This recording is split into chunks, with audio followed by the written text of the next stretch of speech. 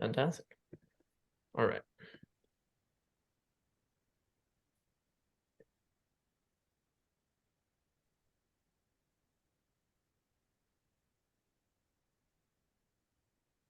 Okay.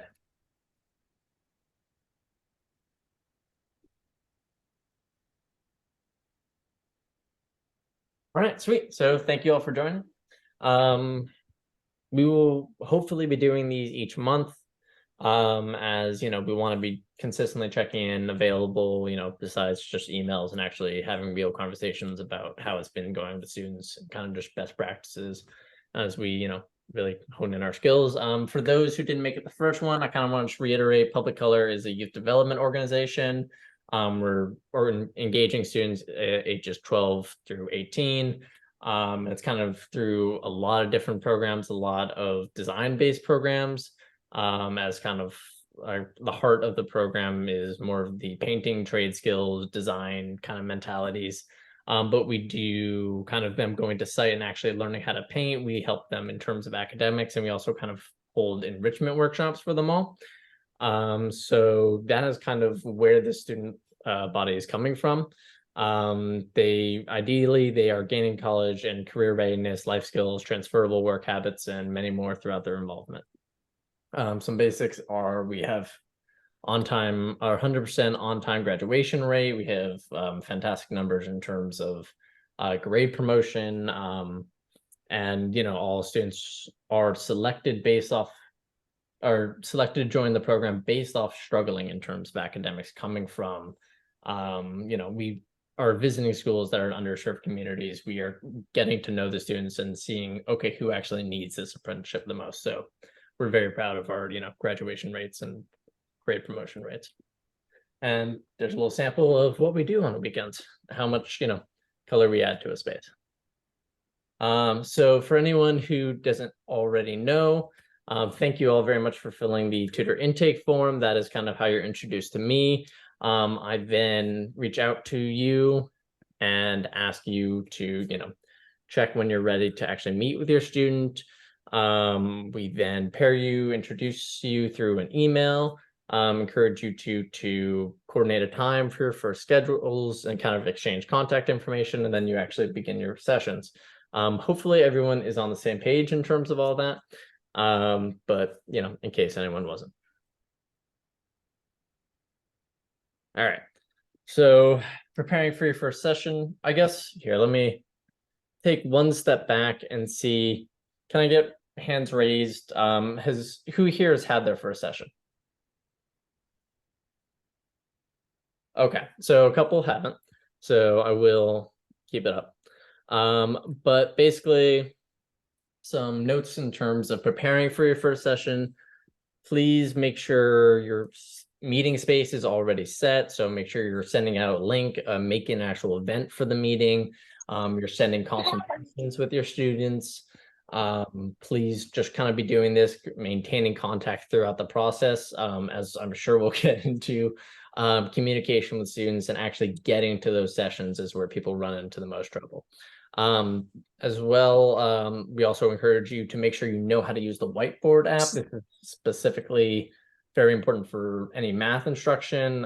There's a lot of people that will get to that point and then spend a lot of time just typing out numbers or playing around with the pen feature rather than really jumping into it. So make sure to familiarize yourself with how you'll actually be conveying the information. Also, please prepare to actually get to know your students. The social element is really essential to this program, and I hope those who have had their first sessions, feel like they're actually getting to know their students, because that is, or your function as a role model is incredibly important as well. But yes, and then lastly, kind of just, I sent out a survey, or I've sent out a survey in the past to you all in terms of just engaging your students' learning style. So try to familiarize yourself in terms of how do I be adaptable to what my student actually needs in the moment. All right. So I think that might have been a lot. Hopefully that was all recap for everyone. I'm forgetting that I had more recap. But I think a couple of people have joined. Yeah, just for anyone who's not already using it, we recommend scheduling aids such as like when to meet or to Calendly. That way they're kind of just always able to access your availability, and it's less just direct email or texting. We recommend that you send constant communication and confirmations before each session. Scheduling it a week before and then not having any communication is just has historically not really worked. We are starting to recommend Google Meet more often than actual Zoom, or particularly for those that aren't doing or sorry, don't have a account with Zoom rather than just like a free ad-based one. Google Meet has a time limit of an hour, and I've received a number of emails about tutors that have struggled with that transition on Zoom where they're at 45 and that need to make a new meeting. And then, yeah, in terms of independent review, just a couple of resources I've sent around. Quizlet and Kahoot always kind of have some very basic information in terms of just it's already out there and you can use it when reviewing with a student. Of course, their actual class curriculum is the ideal, but you'll often find students either work through that or you kind of need to get creative and use some other sources. But yes. Okay, so now kind of just want to check in with people. So everyone here, sorry, I'm not sure if with the new people that joined, but please raise your hand again if you have had your first session. Okay, great. Okay, so this won't be relevant to all of you, but I'd love it if we could. Oh, last reminder, please fill out your exit tickets after. It is embarrassing that I just forgot that element, but please don't forget it on your end because this is how I track your hours, and this is often how I need to, kind of cross-reference if your students are actually meeting with you, and they care quite a lot about their, the $10 stipend they get to actually be meeting with you all, and that extra incentive to do their academics means a whole lot to them. Those, that $10 might go a long way for them. So we really prioritize just making sure we get it right when we're tracking student hours, and you all are cross-reference on that. Also, I want to just be giving you all credit. Okay, so now I want to move on to kind of a pop quiz. So if we can all either scan the QR code on the screen ahead of you or text Samuel Dixon 848 to 22333. We can do a little bit of a survey and kind of just gauge where or what resources and kind of what our experiences have been like up to this point. So I am going to leave you all to do that momentarily. Sorry for jumping out of the presentation. All right. And can I get thumbs up once people have done so and are waiting in the room? Okay. I got 1, 2, 3, 4, 5. All right. 6. Fantastic. All right. So then I will start that up. 1 second. All right. So I've just started it. Please let me know if you see your question. All right. Fantastic. Good response already.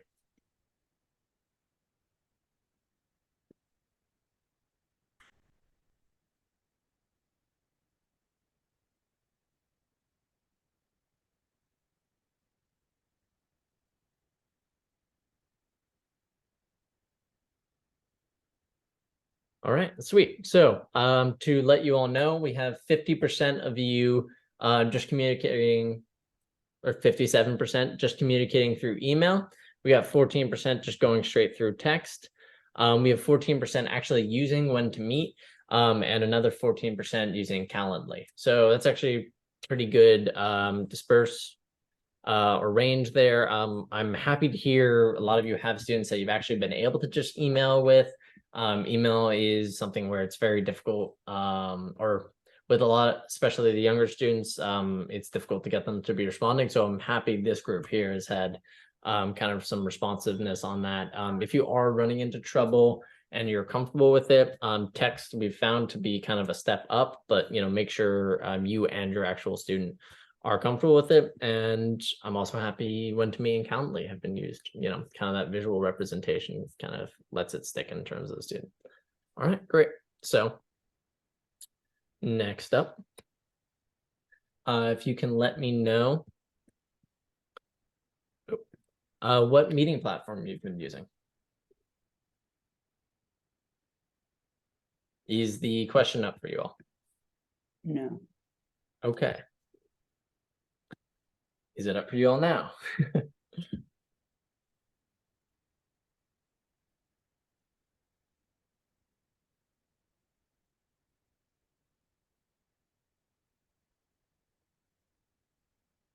Okay, great. So we're at 33% of us are using Zoom, 50% of us are using Google Meets, and 17% of us are using other. I'm actually curious what the other is, if anyone wants to either throw that in the chat or kind of speak up to what they're using. I can speak up and say either we FaceTime or we meet in person. Wow. Okay, that's amazing. I forgot y'all got somewhat of a kind of special situation. But that's great to hear. FaceTime's been working as well, definitely. And very interested in the kind of the face-to-face experience. I think you're somewhat of an outlier in that, but I hope that's been, I'm happy to hear that's been working. All right, great. Moving on. Have you been using any online curriculum resources so far?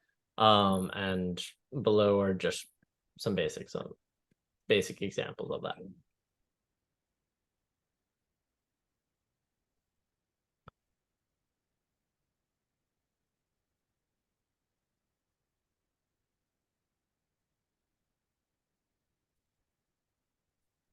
Okay, 50% of you all haven't actually needed to use any of those. Or I think one of you has had has used CK through 12. 33%, or I'm guessing 2 of you have used other sources. Would either of you care to share what you've been using? Yeah, sure. I actually used a website called Mass Planet because I really need to familiarize myself with the grade 10's algebra because I never took that before, and I actually used the website to help me. That's awesome. Mass Planet. Yeah, Mass Planet. Okay, awesome. We'll check that out and share it, probably share it with everyone. Thank you for including that. Does anyone else have another resource? I've been tutoring English, so I've just been researching 7th grade level reading texts and then coming up with questions to them. Wow. All right. Thank you, Anaya, for going above and beyond that way. That's very exciting. I'm happy it's kind of been working for that. Okay, great. So I hope this kind of shows people there's been some range in terms of approaches to the actual curriculum. Lastly, this one's kind of always fun. What have people been running into any issues in terms of students turning on their videos and such?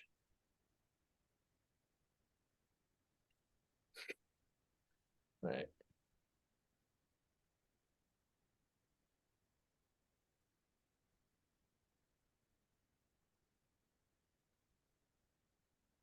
Okay, so we got 60% of you are saying you haven't had any trouble with that, but 40% of you are saying you have.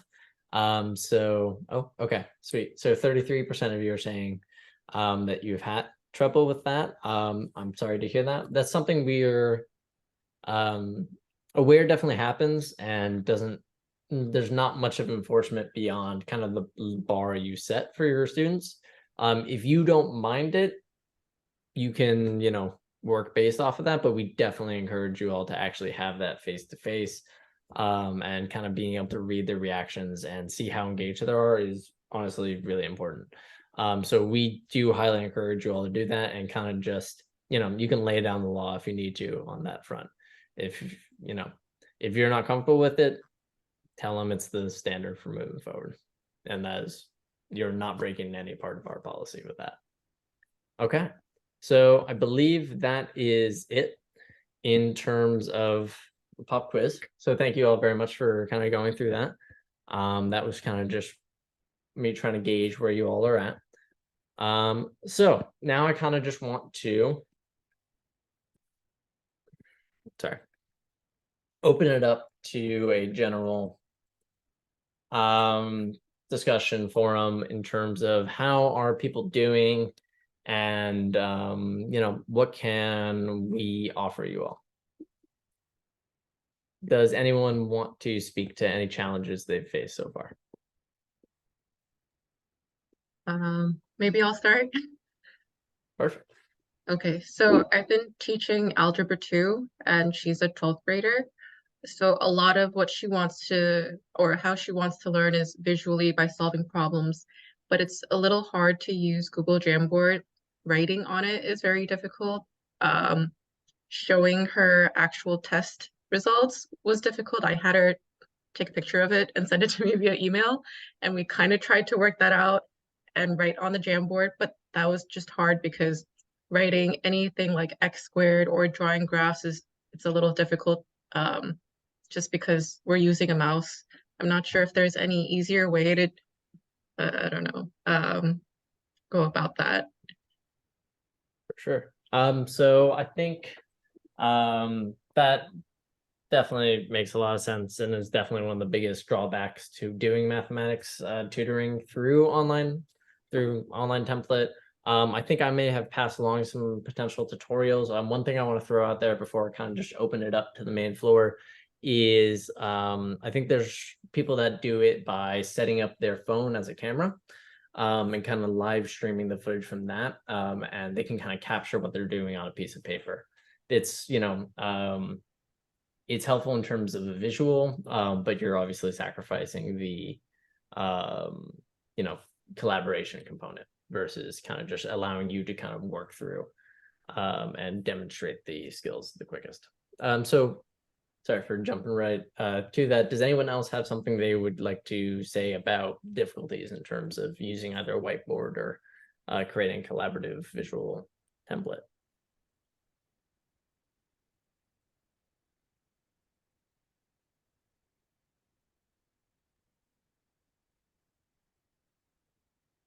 Has anyone run into kind of a similar problem?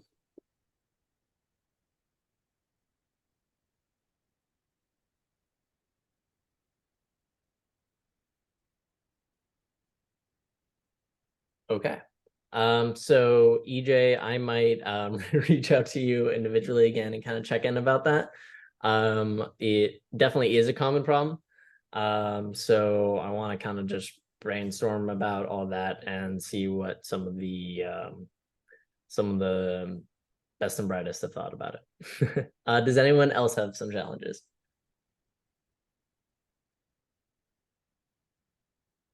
Yes, Allison. My challenge is actually getting the person I'm tutoring to share her schoolwork with me. When we originally started our tutoring relationship, what she wanted to work on was developing the self-confidence to contribute in class.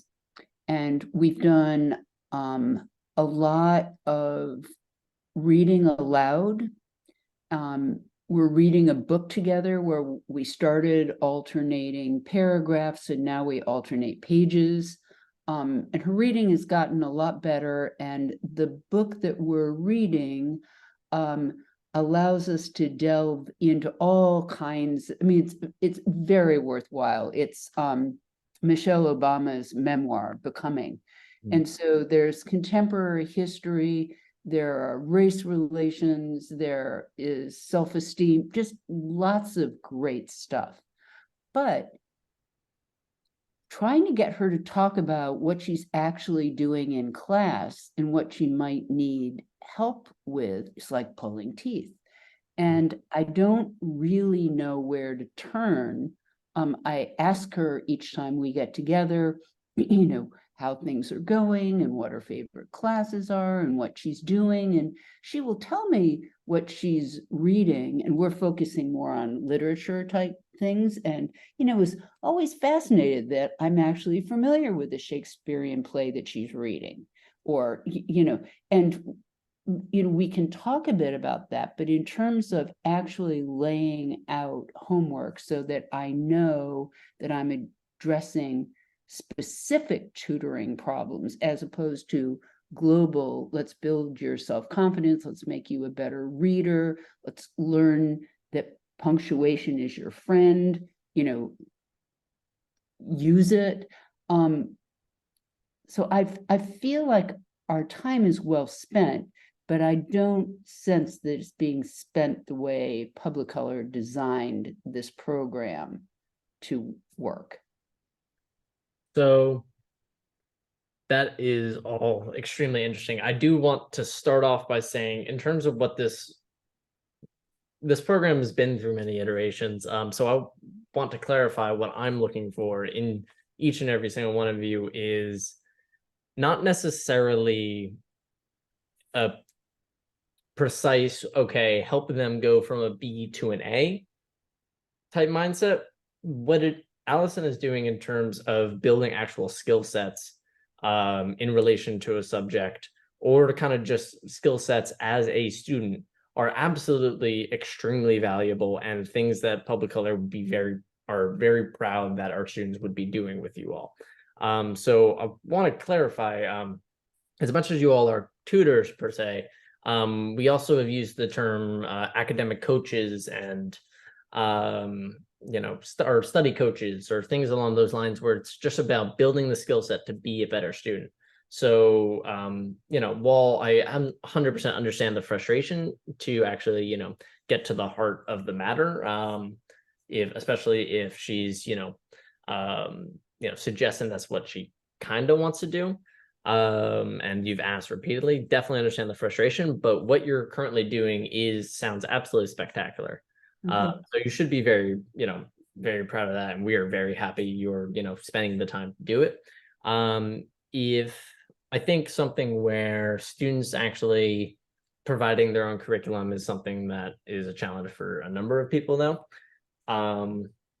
So I think in terms of that degree, I'm starting to get into actually asking students for kind of syllabus, for their syllabus from the class, kind of before anything begins, is particularly relevant for kind of the online classwork that I've been trying to orchestrate with them. And even that I'm facing some hesitation, but trying to just get access to an actual class syllabus. They should all have that, just to kind of know what the schedule for the year is. So you can even have, you know, a unit understanding of what unit they'll be in at the time. Definitely encourage you all to kind of do that. And you can kind of start out or end each session with, do you know what you're going to be doing next time? And, you know, hopefully if the answer is no, an actual plan in terms of have them send some work in advance. And hopefully that, you know, the responsibility to do something in advance is going to have them turn to the actual, you know, the resources they have available, which is probably what they're trying to hide, but what they certainly have. So I hope that's wasn't a really long-winded response, but I do hope it was helpful. Does anyone else have kind of a similar experience or any suggestions? Sam, this is Peggy. I just want to say, you know that I teach a class at NYU where all my students, my 20 students are paired with your students at Publicolor. And I think the biggest, challenge they've had, and we have it every semester, and I've talked with you about it, but just to sort of put it out there is students' response when they try to set up, time with them to tutor.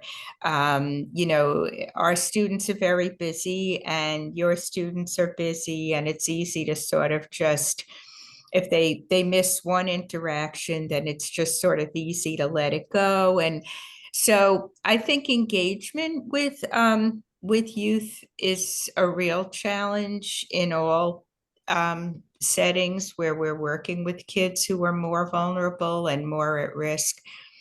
But I mean, if anybody has any new or great suggestions about how to improve, responsivity and engagement, I think my students, are doing a great job of persisting and trying to get the kids to come online and such. But it's always been a frustration. I think that we're all excited to go, and the students, are not so much, or a handful of students maybe get very engaged, but the rest take a really long time.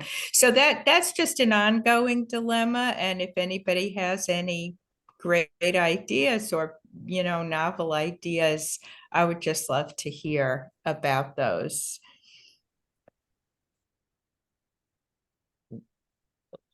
For sure. If anyone has anything that jumps out to them that they found particularly effective, please share.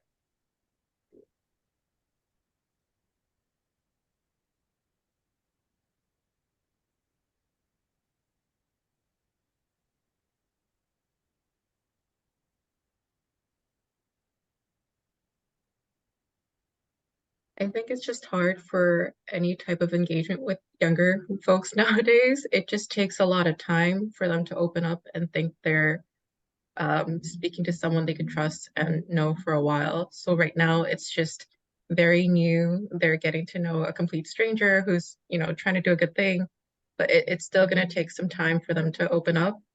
I'm not sure what types of exercises we could do over the phone or through Zoom or through Google Meets, but I think it's just going to take time. And maybe I feel like you would know better just because you deal with a lot of students on a day-to-day basis.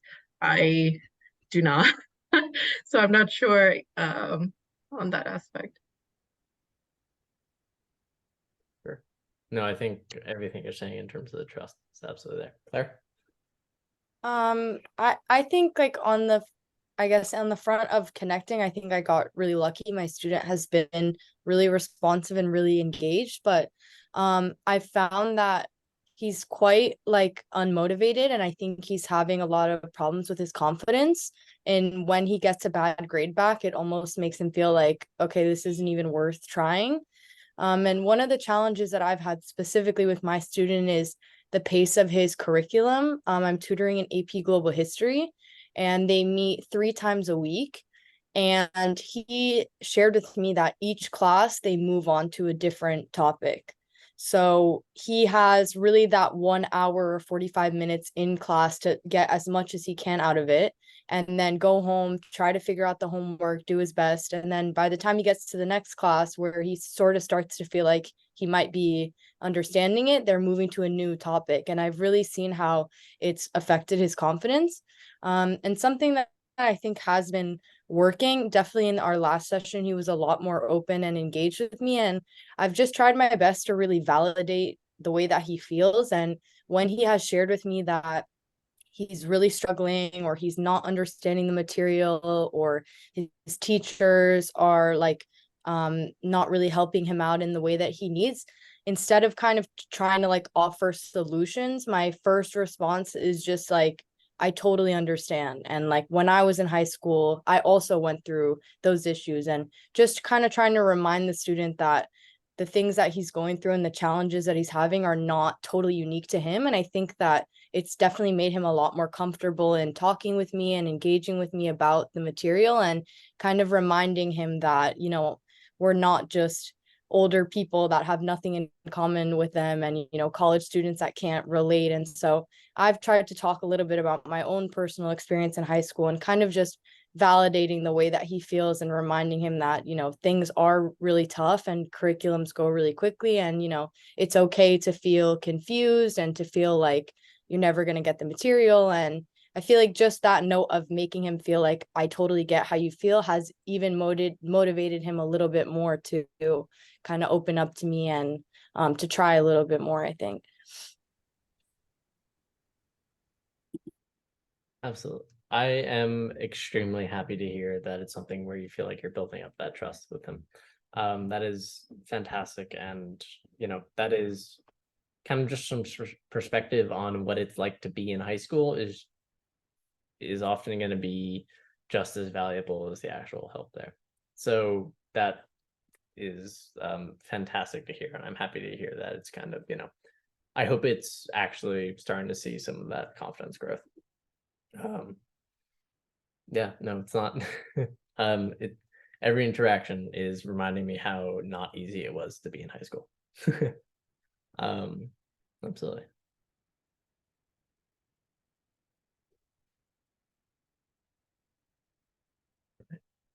Does anyone have any other challenges they would like to share?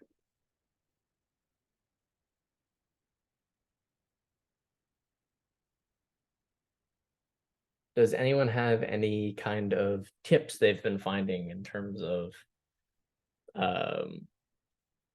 this is kind of a more broad one, but any tips that have been jumping to mind from having these conversations?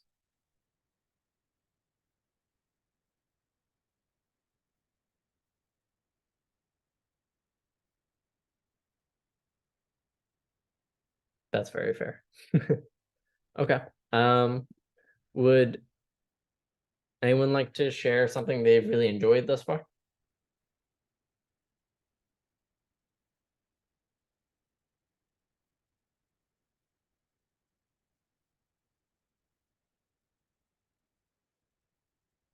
You all hate it. That's okay. Okay, sorry. That's absolutely fine. Oh yes, Trev. Yeah, so I want to share a little about my student because I think she's actually an excellent participant in this program. And we just had one tutoring session and we didn't talk a lot, but I feel like she's really enthusiastic about her study and she always like, I feel like she wants to know more about like how to be success in study. And I really appreciate the work the effort she put into her study, and I really hope I could help her. And also she responds to my email really quick. We love that from a student. We love that from a high schooler specifically. That's amazing, and we love that we can get those experiences. Anaya, do you have one?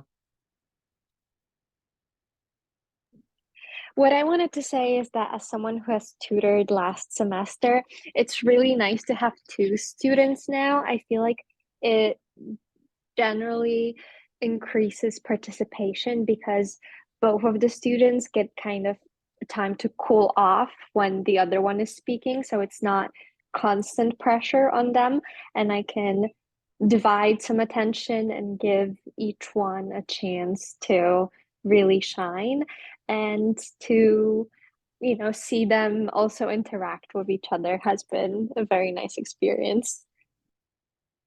Fantastic. We love to hear that. That is group sessions as opposed to one-on-one is relatively new to this year. It's kind of a response to we're still building out our tutoring numbers, so we would just want to be engaging as many as possible. But I love to hear that there's this positive externality of it actually increasing participation. We want to be able to, I know some students that are kind of holding each other accountable to be attending sessions because they, go to the same school or whatever it is, and they're kind of, able to give each other a little reminder. So to hear that it's, one, taking care of more of our students, which is a little bit of a big bonus for me, but it's actually helping in terms of how the session flows is fantastic to hear, and I'm super happy that it's been an enjoyable experience for you, especially if you're comparing it to last semester as well.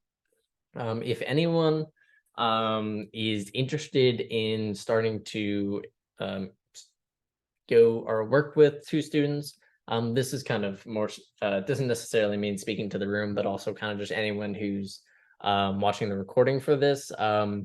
please let me know. It actually is something where we're seeing a lot of these benefits. If you're worried about your hours and kind of need some more consistency, working with more than one student may actually be a great, route for you to go. We have nothing against working with more than one student at a time, which I think is an important clarification there. So if any of you all are interested, please let me know. If anyone watching this is interested, please let me know as well. Okay, anything else people kind of want to share in this moment? Any other kind of experiences in tutoring that they want to be sharing?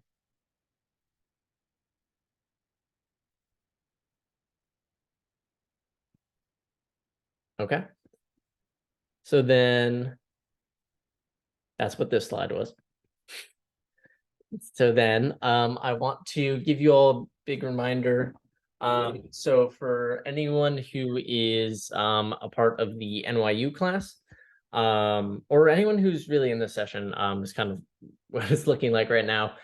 We are having a family paint day on this coming Saturday at M347.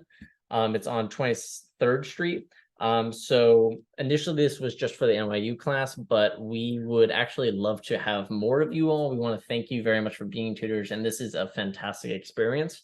So please let me know if you're interested in coming to site this Saturday. This is kind of a unique experience. Not everyone, there's usually a long process in terms of building out who's actually volunteering with us, but you can come. I believe it is 10:30 to or 10 to 12 or so.